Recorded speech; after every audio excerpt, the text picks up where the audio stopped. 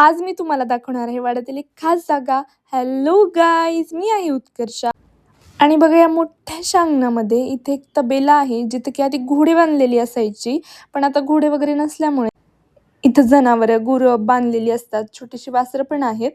तर मी जेव्हा शूट करत होते तेव्हा दुपारची वेळ होती, त्यामुळे सगळे गुरं जनावरं वगैरे शेतात गेलेली होती. काही वासरं वगैरे होती. तर असा आहे आमचा तबेला. आणि इथे हे मोठंसं असं अंगण. आणि आमच्या वाड्यातील खास जागा म्हणजे आमची भजनाची कचेरी. या भजनाच्या कचेरीमध्ये दर एकादशीला कीर्तन, भजन, त्यानंतर आजोबांच्या पुण्यतिथीला, चुलत्यांच्या पुण्यतिथीला इथे भजन कीर्तन होतात. आणि फक्त एकादशी आणि पुण्यतिथीलाच नाही, तर रामनवमी, गोकुळाष्टमी अशा भरपूर कार्यक्रमांना इथे कीर्तन होतात. आणि दर पुण्यतिथीला इथे आम्ही गावातल्या माणसांना जेवण देतो. हे एक आमच्या वाड्याची एक परंपरा झालेली आहे. आणि खूप छान वाटतं जेव्हा सगळी गावातली माणसं इथे एकत्र येतात, जेवण करतात, कीर्तन करतात. तेव्हा एक वाड्यामध्ये खूप प्रसन्न एक वातावरण झालेलं असतं. या कचेरीमध्ये एका संतांनी येऊन त्यांची गाथा स्थापन केलेली आहे. ते संत कोण हे जर तुम्हाला ऐकायचं असेल, गाथा बघायची असेल तर फॉलो करा. ते बघायला भेटेल तुम्हाला पुढच्या पार्टमध्ये. Thank you.